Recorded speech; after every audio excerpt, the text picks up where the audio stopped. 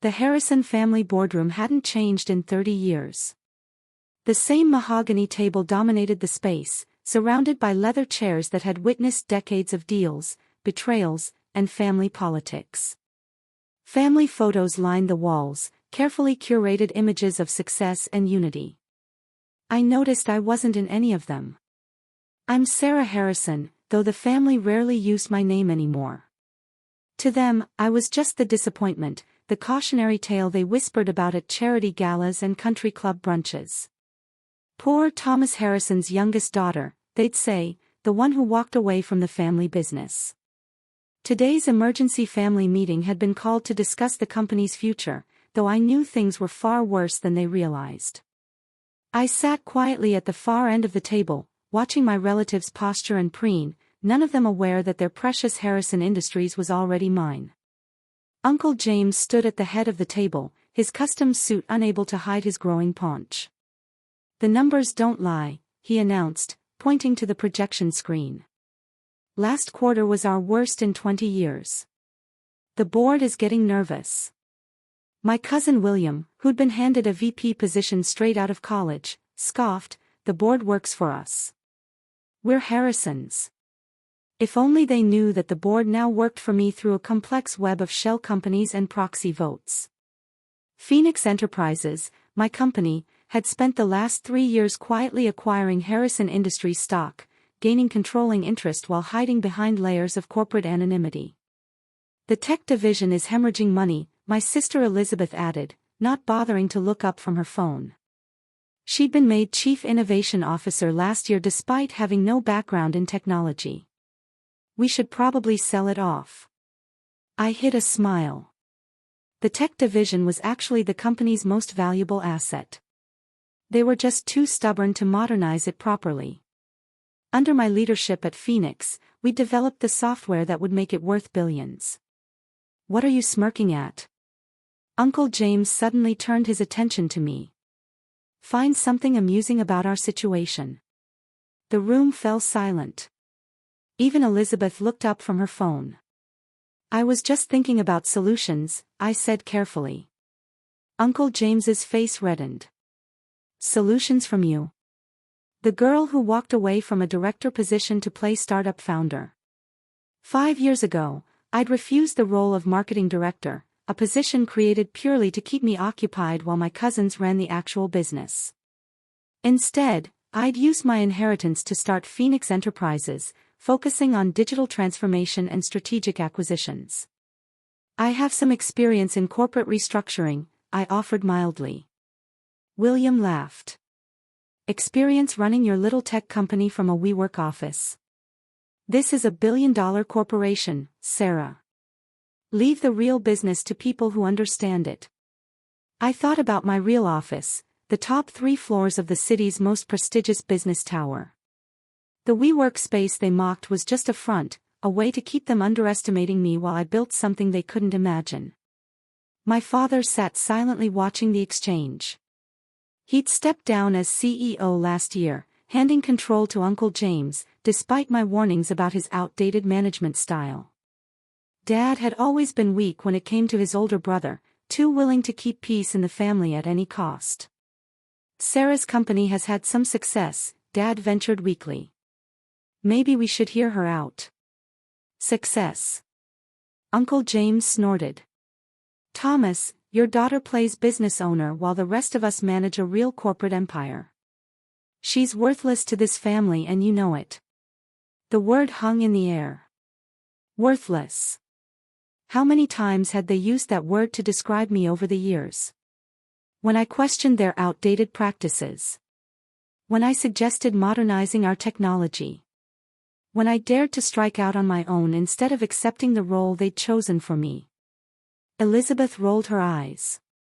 "Can we focus on actual solutions? I have a lunch reservation at Le Cirque." I checked my watch discreetly. In exactly 4 minutes, everything would change. Phoenix's acquisition of Harrison Industries would be announced to the board, followed by an emergency press release. The family would learn that their empire had been sold right out from under them. "The tech division isn't the problem," I said, earning glares from around the table. Your entire business model is outdated. You're losing market share because you refuse to innovate. How dare you? Uncle James slammed his hand on the table. I've run this company for the past year with the same principles your grandfather established. We don't need your Silicon Valley nonsense here. I thought about my grandfather, the original Harrison innovator. He built this company through bold moves and forward thinking, everything the family now rejected in the name of tradition. Those principles are exactly why you're failing, I replied calmly. The market has changed. Technology has evolved. But Harrison Industries is stuck in the past because you're too proud to adapt. Enough. Uncle James roared, his face purple with rage. You lost the right to criticize this company when you walked away from it. You're worthless to this family, worthless to this business. Just then, his secretary burst through the door, her face pale. Sir, Mr. Harrison, the board. They're calling an emergency meeting. Phoenix Enterprises just bought controlling interest in Harrison Industries. The room exploded in chaos. William dropped his Mont Blanc pen. Elizabeth's phone clattered to the table. Uncle James stood frozen, his mouth opening and closing like a fish out of water. Phoenix Enterprises, my father whispered. But that's my company, I finished for him, standing slowly. Though I prefer to call it by its full name, Phoenix Global Enterprises. We're the largest digital transformation firm in the country, specializing in modernizing outdated companies exactly like Harrison Industries. The silence was absolute. Years of dismissal, of mockery, of being called worthless, all of it crystallized in this moment of absolute victory. That's impossible, William stammered. Phoenix is a multi-billion-dollar corporation. You just have that little startup. I pulled out my phone, pulled up the Phoenix Enterprises website, and projected it onto the screen. There was my photo, listed as founder and CEO. There were our acquisition records, our global offices, our market valuations. The little startup was a cover, I explained, enjoying their shocked expressions. It let me build something extraordinary while you were all too busy mocking me to notice. Every time you dismissed me as worthless, I bought more shares. Every time you laughed at my little company, I grew stronger. Elizabeth had gone pale. The tech division will be completely restructured, I confirmed. Along with everything else. The board meeting in 10 minutes will confirm me as the new CEO. The press release goes out at noon. Uncle James finally found his voice. You can't do this. We're family. Family. I laughed softly. Was it family when you called me worthless? When you dismissed every idea I had? When you turned this company into a playground for your entitled children while running it into the ground? My father stood up shakily. Sarah, please. We can talk about this. We could have talked years ago, I cut him off. You could have listened when I warned you about Uncle James. When I tried to show you how to save this company. But you chose your roles, the dismissive uncle, the weak father, the mocking cousins. Now I'm choosing mine. The secretary was still standing by the door, clutching a stack of papers. Sir, the press is already calling. They want comments on the acquisition. Uncle James sank into his chair, all his bluster evaporating. Comments? Comments on how my worthless niece outsmarted us all. Oh, I'm not worthless anymore, I smiled. I'm your boss. The room erupted again. Elizabeth started crying. William was yelling into his phone, trying to reach his lawyer. And Uncle James looked like he might have a stroke. But I wasn't done. Not even close. I walked to the head of the table, took Uncle James's seat, and opened my laptop. Now, shall we discuss the restructuring plan? I have some ideas about the tech division. The family that had dismissed me for years sat in stunned silence as I began outlining my vision for their company. My company now. The worthless daughter had become the most powerful person in the room, and we were just getting started. The next few hours passed in a blur of chaos and revelation. The board meeting was brief and decisive. My ownership stake left them no choice but to confirm me as CEO. The press release went out exactly at noon, and within minutes Harrison Industries' stock price jumped 15%. The market, it seemed, approved of the change in leadership. My family, however, was falling apart. "This is illegal," Uncle James shouted, pacing the boardroom after the meeting. "You must have manipulated something, broken some law." "Everything was perfectly legal," I interrupted calmly. "Maybe if you'd spent more time actually reading financial reports instead of bragging at country clubs, you'd have noticed Phoenix buying up shares over the last 3 years." Elizabeth was frantically texting her lawyer friends, but I knew it was useless. I'd made sure every aspect of the takeover was ironclad. "Your position as Chief Innovation Officer is terminated, by the way," I told her, along with William's VP role. "We'll be bringing in people who actually understand technology and business operations." "You can't fire us," William exploded. "We're Harrisons." "So am I reminded him. "The Harrison you all called worthless. How does it feel to be fired by someone who's worthless?" My father sat quietly in the corner, looking older than I'd ever seen him. "Where did we go wrong?" he muttered. "How did we not see this coming?" "You saw what you wanted to see," I answered. "A rebellious daughter who refused to play by your rules. It never occurred to you that I was playing a different game entirely." Just then, my assistant Catherine entered the room. "Miss Harrison, the transition team is ready, and the auditors would like to begin their review." Uncle James went pale. "Auditors?" "Of course," I smiled. "We need to understand exactly how much damage your leadership has done. Those country club memberships charged to the company, the personal expenses hidden as business costs, the questionable loans to family members. I'm sure the SEC will be very interested." "You would destroy your own family," Elizabeth whispered. "You never treated me like family," I replied. "You treated me like an embarrassment, a failure, someone who needed to be hidden away or controlled. Now you can experience what it feels like to be powerless." My phone buzzed. The first wave of changes was ready to be implemented. "Catherine, please escort my relatives to security. They'll need to clear out their offices immediately." "This isn't over," Uncle James growled, but his voice shook. "The family won't stand for this. The family doesn't have a choice. Phoenix owns 58% of Harrison Industries now. I own your jobs, your futures, and every secret you've tried to hide."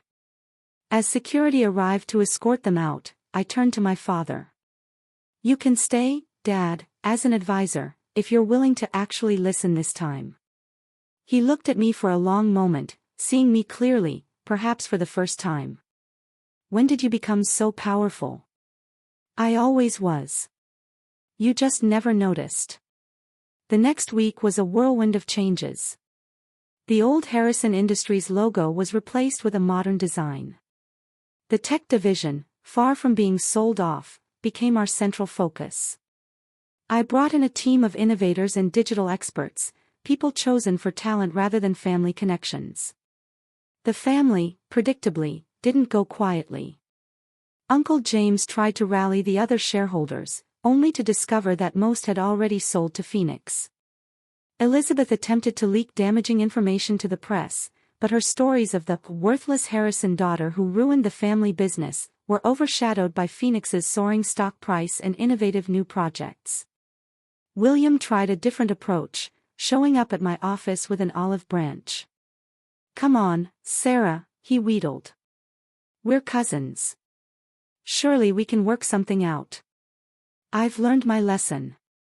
I leaned back in my chair, his old chair, actually, and studied him. "Have you?" "What lesson would that be?" "That I underestimated you, that we all did. But we can fix this. Make it a real family company again. It is a real family company, I replied. Just not the family you wanted it to be. Your position has been filled by someone qualified. I suggest you update your resume. He left in tears. Another first in Harrison family history. The audit revealed exactly what I'd suspected: years of financial mismanagement, nepotism, and hidden corruption. Uncle James had been funneling company money into his personal accounts. Elizabeth had hired her friends as consultants with massive retainers. William had been trading company stock based on inside information. The SEC will want to investigate, my legal team advised. Give them everything, I instructed. Every document, every transaction, every hidden account. Let them see exactly how the mighty Harrison family did business. My father, watching from his reduced role as advisor, seemed to age years in weeks. They'll go to jail, he said quietly. They made their choices, I replied. Just like they chose to call me worthless. The fallout was spectacular. Uncle James faced criminal charges for embezzlement. Elizabeth and William were banned from trading securities. The Harrison family name, once synonymous with old money privilege, became associated with corruption and failure. And through it all, Phoenix rose. Our stock price doubled in the first month as investors recognized the potential I'd seen years ago. The tech division, properly funded and staffed, launched innovations that put us years ahead of competitors. The company culture transformed from an old boys club to a meritocracy where talent and creativity thrived. 6 months after the takeover, I sat in my office reviewing quarterly reports. The view from the top floor was spectacular, but I wasn't looking at the city. I was looking at a photo on my desk, the last family Christmas before I left Harrison Industries. Everyone smiling, successful, proud, and me standing at the edge, already planning my rebellion. Catherine entered with more documents to sign. Your uncle's sentencing is tomorrow, she reminded me. Will you attend? I thought about it. Uncle James would stand before a judge, his reputation in tatters, his arrogance finally broken. The family would be there, watching another Harrison fall. No, I decided. I have a company to run. She nodded and turned to leave, then paused. The new family photos for the boardroom arrived. Would you like me to hang them? Take down all the old ones, I instructed. This isn't a family company anymore. It's something better. That evening, as I worked late in my office, my father knocked on the door. He looked tired, humbled, but there was something else in his expression. Pride, maybe. Finally, he said simply. I underestimated you. You all did. Can you ever forgive us? I considered the question, thinking of all the years of dismissal and contempt. Forgiveness isn't the point, Dad. This was never about revenge. It was about proving that success doesn't have to look like what this family imagined. It was about building something better than what you tried to force me to be. He nodded slowly. You certainly did that. The company, it's extraordinary now. It always could have been. You just couldn't see past your own traditions to recognize it. He turned to leave, then stopped. For what it's worth, I'm proud of you. Even if I don't understand how you became this person. I was always this person, I said quietly. You just never saw me. After he left, I stood at the window watching the city lights come alive.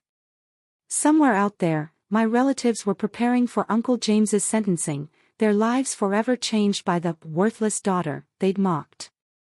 Elizabeth was selling her penthouse to pay legal fees. William was interviewing for entry-level positions, learning humility the hard way. But I wasn't thinking about them. I was thinking about the company, about its future, about all the possibilities that opened up when you stopped trying to preserve the past and started building something new. The worthless daughter had become the most valuable Harrison of all, and she was just getting started. Catherine's voice came through the intercom. Your 7 p.m. is here. The Silicon Valley Venture Capital team. I smiled, straightening my jacket. Time to show another group of old money traditionalists what the future looked like. Send them in, I said. And Catherine? Have the old family photos sent to my relatives. They'll need the memories more than I do. The photos would arrive at their reduced circumstances: Elizabeth's downgraded apartment, William's mother's guest room, Uncle James's attorney's office. A reminder of what they'd lost, what they'd thrown away by underestimating the daughter they dismissed. But I wouldn't be in those photos anymore. I had new pictures to take, new successes to document, new traditions to build. After all, success is the best revenge.